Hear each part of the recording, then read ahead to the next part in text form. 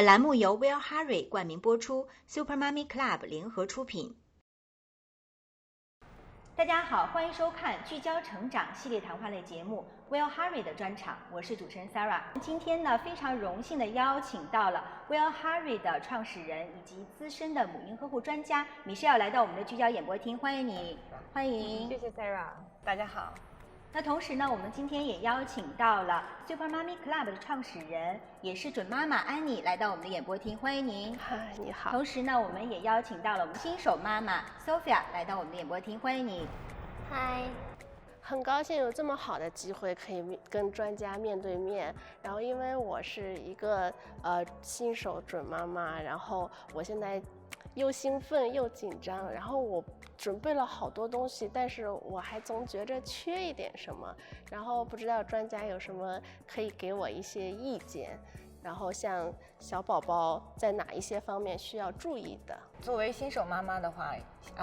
因为没有经验，一定会手忙脚乱。那么本身新生儿出生之后呢，也是有许多需要新手妈妈们额外注意的地方，比方说小宝宝的心门呀，还有脐带啊，都是需要我们额外的去关注的。那还有一些方面，就比方说宝宝的视力也没有发育完全，那这些方面呢，我们就要注意，不要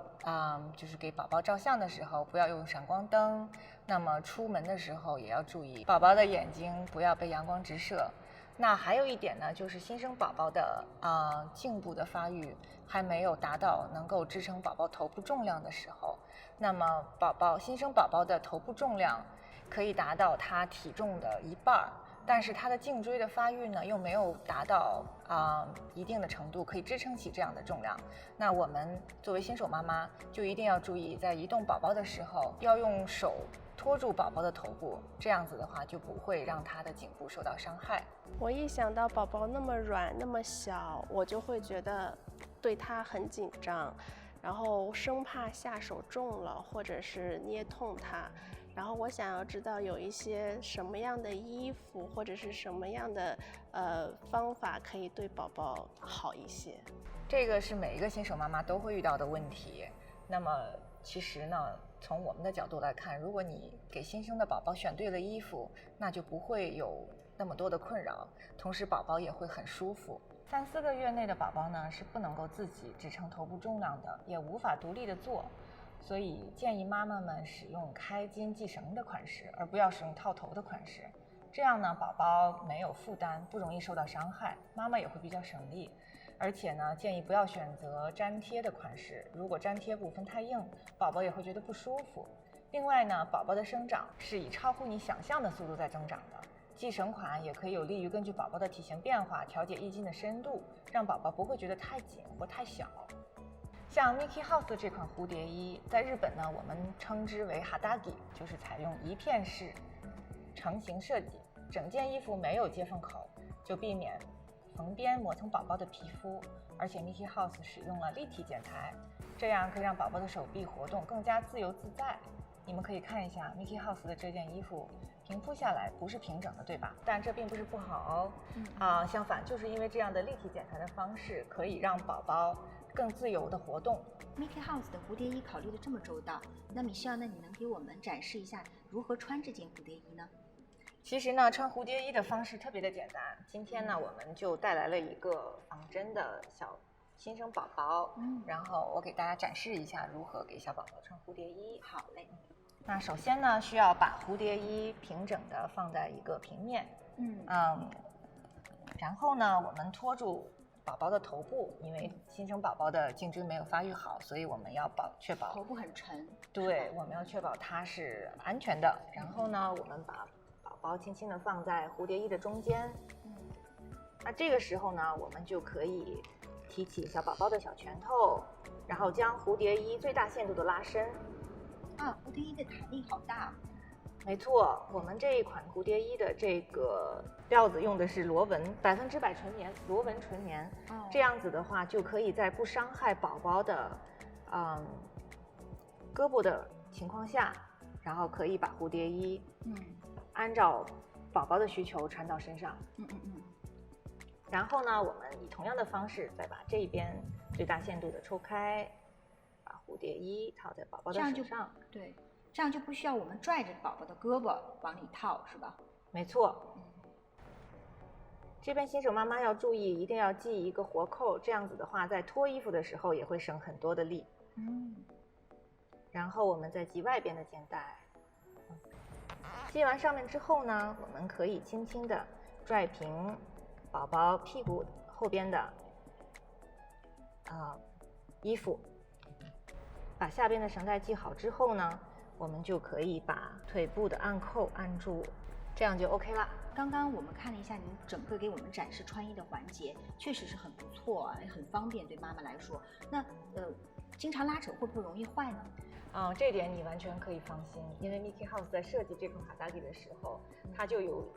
在想到用什么样的材质跟用什么样的剪裁能够达到我们不移动小宝宝的情况下，还能让他很舒适的把衣服穿着的这个目的。所以说这款衣服它是用100%的纯棉，采用螺纹的针织方法，然后能够让它在最大限度的让宝宝穿着舒适。真的太棒了，确实是很有弹力。刚刚我们都拉了一下，确实很有弹力。那料子摸起来也是非常柔软的。没错，这一款是在日本特别畅销的明星产品。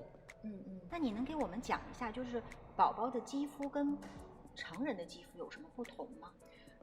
宝宝的新生儿的肌肤是特别的娇嫩的，它的厚度大概只有1毫米左右，是成人肌肤的1半的厚度。所以说，在我们选择宝宝内衣的时候，一定要注意很多的细节。那比方说，我们在选内衣的时候，要看它是不是有这种无接缝的设计，同时也要看它里边衣服的标签是不是有缝在外边，这样就不会直接接触到宝宝的肌肤。是啊，我自己特别有感触的就是我家宝宝现在身上有很多湿疹，他自己可能非常痒非常不舒服，但是他又说不出来。就是作为妈妈，其实我内心还是蛮焦虑的。我不知道Michelle能不能就是跟我们讲讲 Mickey House 的面料对宝宝的皮肤有没有什么比较好的特质？那 Mickey House 的这款哈达给正好可以帮你解决这方面的问题，而且妈妈们可以很放心的是，这种面料对宝宝来说是非常安全的，因为它的制作工艺是将用于口腔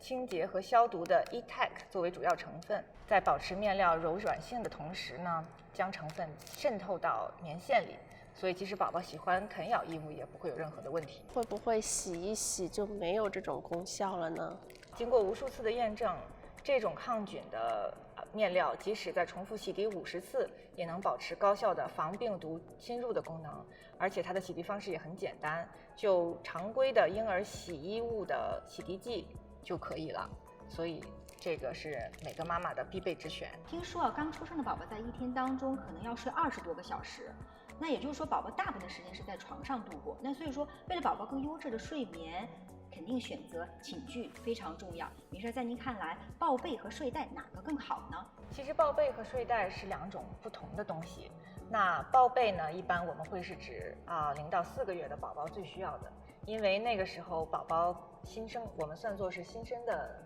阶段。那宝宝在妈妈的肚子里的时候是一种蜷缩的状态。那所以宝宝出来之后呢，有的时候会产生我们被称为原始条件反射的状况。那像新手妈妈就应该会知道，宝宝原本睡得很香，但是因为突然就醒了，对，然后我以为他会做梦，突然的惊醒，甚至有的时候就会把自己吓哭。那这种情况的发生，就是因为宝宝没有足够的安全感。那所以这个时候抱被就会给宝宝产生这种安全感，让他们能够睡得更踏实。就像我们家儿子小的时候，我就想给他包得特别紧，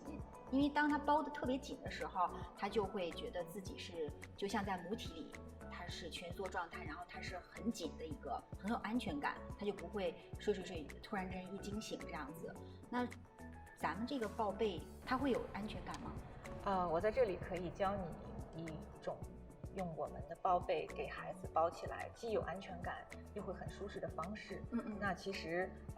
它的紧松的程度跟宝宝的安全感没有直接的关系，但是你用合适的方式能让宝宝感觉到舒适，那这样才能达到他睡眠比较安稳的目的。